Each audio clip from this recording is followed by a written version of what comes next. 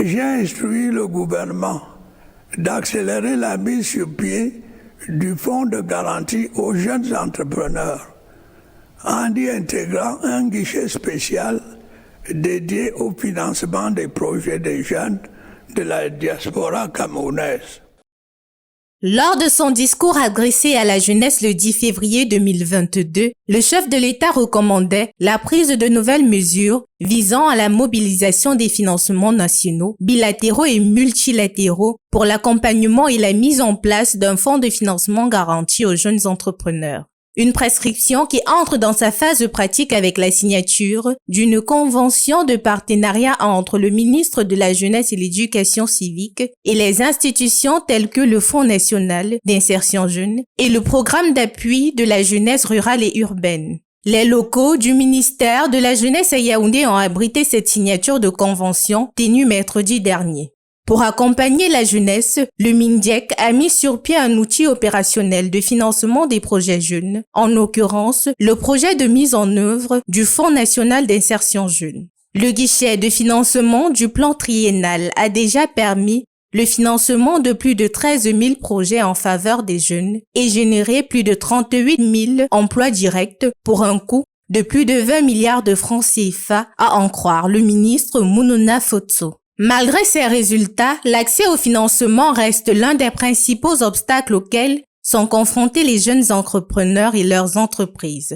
2 guichets seront ainsi mis à la disposition des jeunes entrepreneurs pour assurer la fourniture des services techniques et financiers. Le premier guichet, baptisé Financement direct, qui cible le primo jeune entrepreneur, constitue un projet individuel, village pionnier de seconde génération. Le second, baptisé Garantie, qui cible pour sa part les jeunes entrepreneurs du territoire national ou de la diaspora et leurs associés, notamment bénéficiaires des financements du plan triennal et autres programmes gouvernementaux d'insertion socio-économique, sollicitant des financements supplémentaires pour l'extension.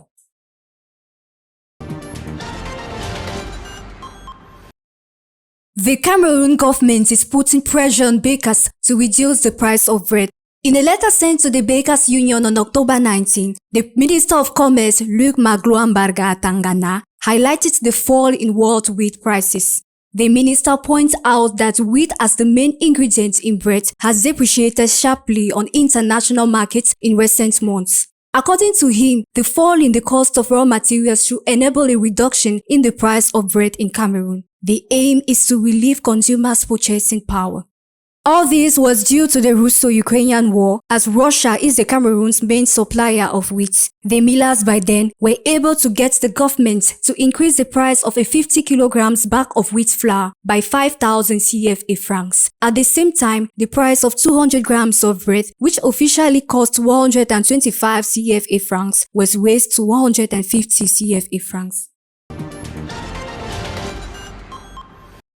Présentée telle une infection de la membrane interne du globe oculaire et de l'intérieur de la paupière, la conjonctivite est une irritation ou encore une inflammation de la conjonctive qui couvre le blanc de l'œil.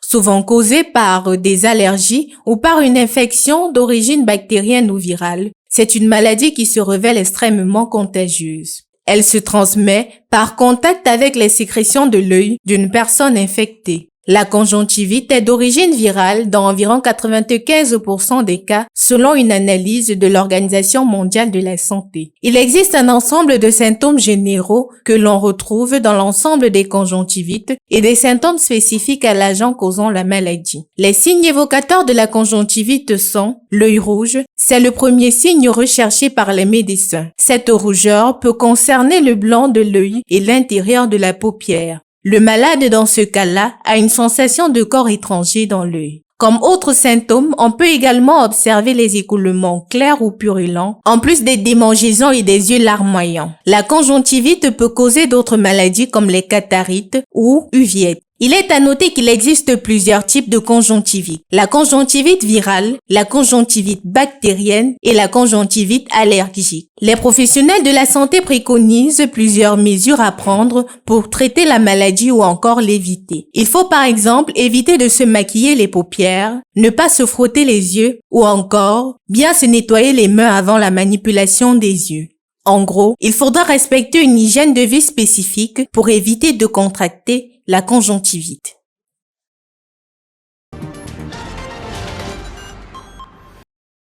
In a press release signed on October 18, 2023 by the Minister of Public Health, Manauda Malachi, declared free treatment for hepatitis C in Cameroon.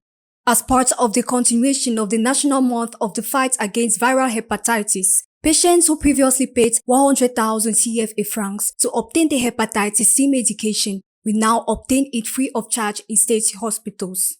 It's a breath of relief for people suffering from this disease, which is a viral infection that causes liver damage. According to experts, hepatitis C virus can be contracted through exposure to blood from unsafe injection practices. It is a major public health problem in sub-Saharan countries, in particularly in Cameroon, which is thought to have one of the highest prevalences of hepatitis C virus infection in the world. In 2018, the prevalence rate was around 4.9% among adults. Elders, pregnant women, blood donors, healthcare workers, patients on hemodialysis, and homozygous sickle cell patients have been identified as risk groups. Not clear if these free treatments will continue indefinitely. The government says its goal is to ease people's access to treatments for the deadly disease. As a result, patients suffering from this disease are called upon to get closer to the nearest treatment site. Plus d'une semaine après le tirage au sort des poules pour la Coupe d'Afrique des Nations 2024, une autre phase de l'organisation de cette compétition qui se tiendra en Côte d'Ivoire est amorcée. C'est la phase de communication, d'où le processus d'accréditation des médias pour la Coupe d'Afrique des Nations depuis peu. Les médias intéressés par la couverture du tournoi sont invités à faire une demande d'accréditation via la chaîne Média Channel de la CAF. La confirmation sera adressée aux candidats non sous la base du premier arrivé, premier servi, mais sous la base des critères de validation. La CAF a décidé de mettre des quotas pour chaque nation participant en raison de la forte demande des médias du monde entier. La date limite pour une demande d'accréditation est fixée au 24 novembre 2023. La 34e édition de la Coupe d'Afrique des Nations se déroule du 13 janvier 2024 au 11 février 2024. La Côte d'Ivoire accueillera la CAN pour la deuxième fois depuis 1984 et ce sera en coopération avec les hommes et femmes des médias.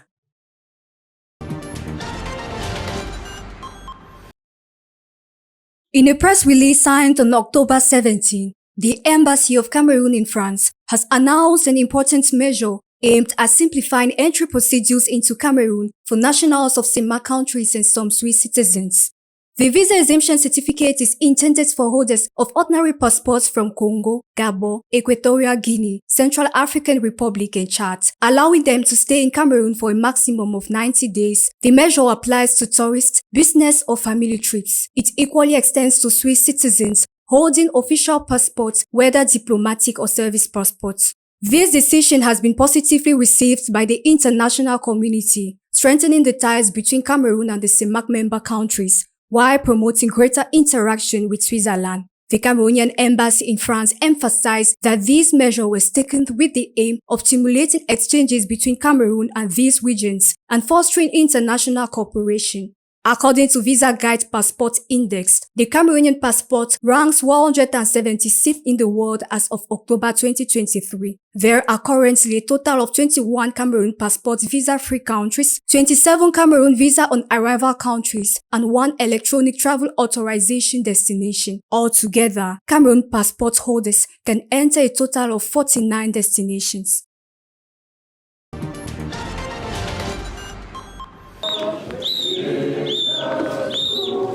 Le 12 juin 2023, on se souvient encore, le chairman Ni John Froundi quittait la scène politique camerounaise après avoir passé 32 années à la tête de son parti politique, le Front social-démocrate SDF.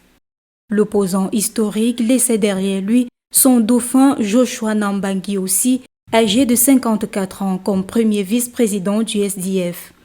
À moins de 2 ans des prochaines élections présidentielles, la formation politique SDF semble ne pas être d'avis que son candidat à la dernière course au fauteuil présidentiel, Joshua Nambangi aussi, prenne les rênes du parti. Gordon Zama, Jester Shewa ont dévoilé leur intention de diriger le leader des partis politiques d'opposition au Cameroun. Les 27 et 28 octobre 2023 marqueront l'histoire du SDF. Un nouveau président national sera élu au Palais polyvalent des sports de Yaoundé.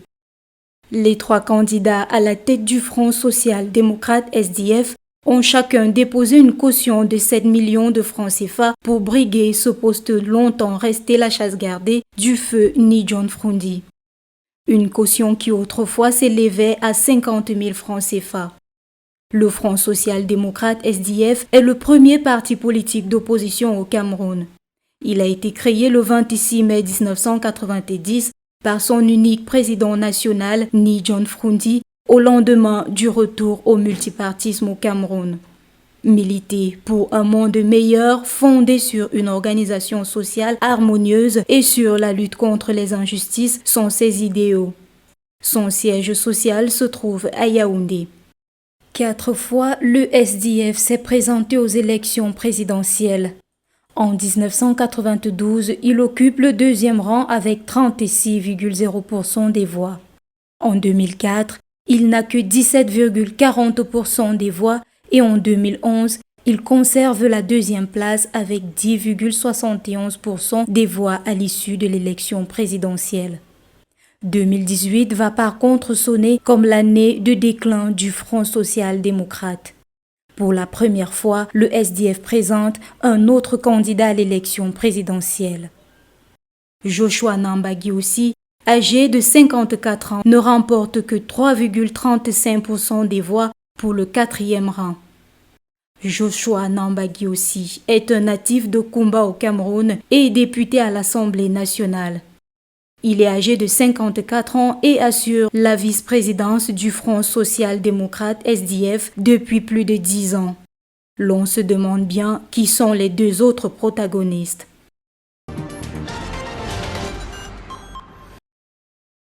Au Tchad, les opérateurs économiques nationaux plaident pour le paiement de la dette de l'État estimée à 1 000 milliards de francs CFA. Le Conseil national tchadien estime qu'avec la hausse des revenus pétroliers constatée ces 3 dernières années, le gouvernement devrait commencer à honorer ses engagements en termes de dettes extérieures accumulées au fil des années. Alors que le secteur privé du pays était considéré par le passé comme l'un des grands prévôts de la richesse et de l'emploi, la situation économique limite fortement le rendement du dit secteur. Les opérateurs économiques dénoncent de ce fait le manque de vision du gouvernement pour les investissements à long terme. Si la dette extérieure est payée, l'économie va booster, l'État va gagner de l'argent, les entreprises vont aussi gagner de l'argent. Parce que la dette intérieure, ça nous préoccupe beaucoup et nous, on pense que l'État nous doit plus de 1 000 milliards. Et jusque-là, on n'a pas fait un effort pour chiffrer cette dette intérieure. Le gouvernement assure, malgré tout, faire son possible pour relancer l'économie et financer l'entrepreneuriat. Nous sommes dans une phase de croissance. L'État, dans sa globalité, a remis en place, à l'époque, il y avait les 16 mesures. Les fonctionnaires gagnent mieux. Il y a eu beaucoup plus d'emplois. Il y a énormément de projets qui ont été lancés. Il y a beaucoup d'industries qui se sont créées, dont la consommation dans notre pays a plus que doublé. Donc le marché est là. Donc c'est le moment d'investir. Le gouvernement a créé pour cause les zones économiques spéciales pour attirer les investissements directs étrangers en vue de promouvoir la diversification de l'économie et favoriser l'exploitation des produits locaux.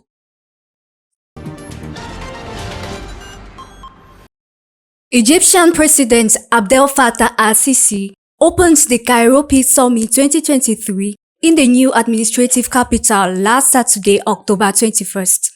It was attended by a large number of kings, presidents and prime ministers from African, Arab and Western countries. Held on the 15th day of the war between Israel and the Palestinian movement Hamas, the summit aimed to support the Palestinian cause and examine the future of the peace and de-escalation process in the Gaza Strip.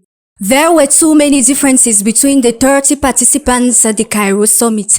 Iraq, for example, refused to describe Hamas as a terrorist group, but instead called it a resistance movement, while the Europeans believed that Hamas is a terrorist group and that Israel had an absolute right to defend itself. At the start of the conference, President Abdel Fattah al-Sisi proposed a roadmap to ensure the continuity of humanitarian aid.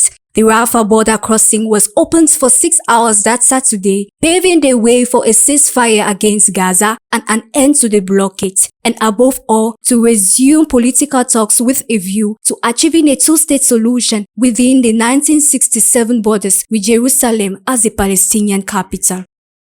Cairo was the first Arab country to sign the peace agreement with Israel in 1979 and is a traditional mediator between Israel and the Palestinians, particularly Hamas. Under the supervision and full coordination with the United Nations Relief and Works Agency, and the Palestinian Red Crescent Society, food and humanitarian aid was distributed this Saturday to 2.4 million inhabitants of Gaza.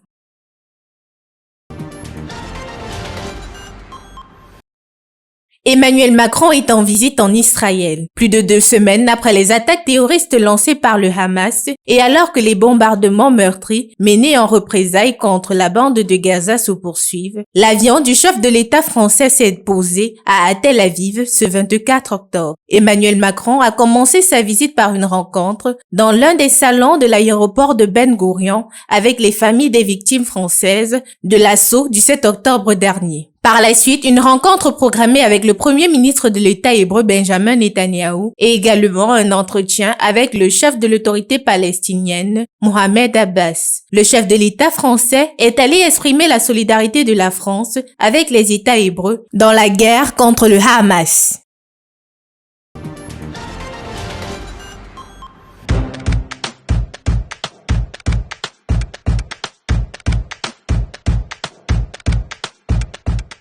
Un des défis majeurs de la COSA de l'île durable qui nous réunit ici aujourd'hui.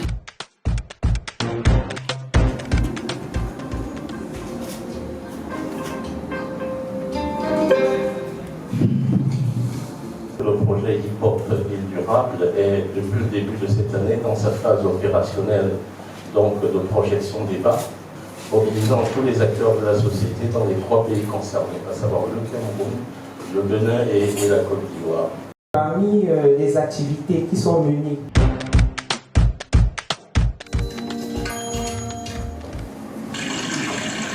dans ce quartier, comme plusieurs autres de la ville de Yaoundé, les populations souffrent d'un manque d'eau potable. Ce grand pot d'eau, auparavant il était plus grand. Maintenant, non seulement il est rétréci par les remblages, les gens qui vont occuper les terrains. D'autres habitants sont obligés de parcourir de très longues distances pour pouvoir s'approvisionner en eau potable.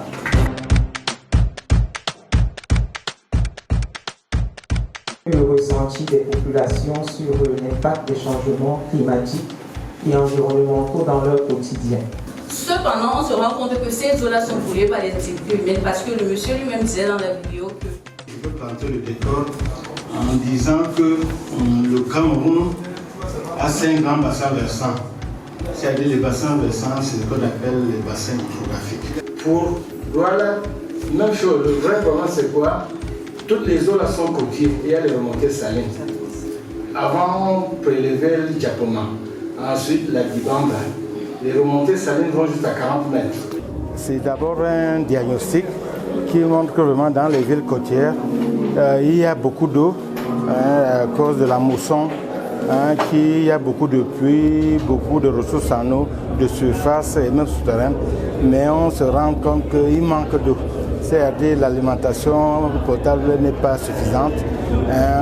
C'est des zones vraiment où l'accessibilité est très difficile. Ça veut dire qu'il y a des problèmes naturels, d'ordre naturel et même techniques et technologiques. Technologiques parce que vraiment il y a assèchement des cours d'eau à cause vraiment de l'occupation anarchique des sols, de l'imperméabilité du sol, auquel s'ajoutent les changements climatiques. Et il y a maintenant, lorsqu'il y a beaucoup d'eau, toujours à cause de cette occupation anarchique des sols, il y a des inondations, il y a des phénomènes extrêmes et vous avez des éboulements comme ce qu'on vient de voir. D'où je viens ici en tant qu'aîné pour proposer une solution. La proposition, c'est une gestion intégrée de la ressource en eau. une gestion qui prend en compte tous les acteurs. Vous avez Hip-Hop ici, là, c'est vraiment un cas des jeunes qui sensibilisent les populations. Donc à ce moment-là, je trouve que c'est très important. On doit prendre les décideurs, les ONG, les journalistes, pour que nous tous qu'on travaille ensemble vraiment pour gérer de façon durable ces ressources en eau.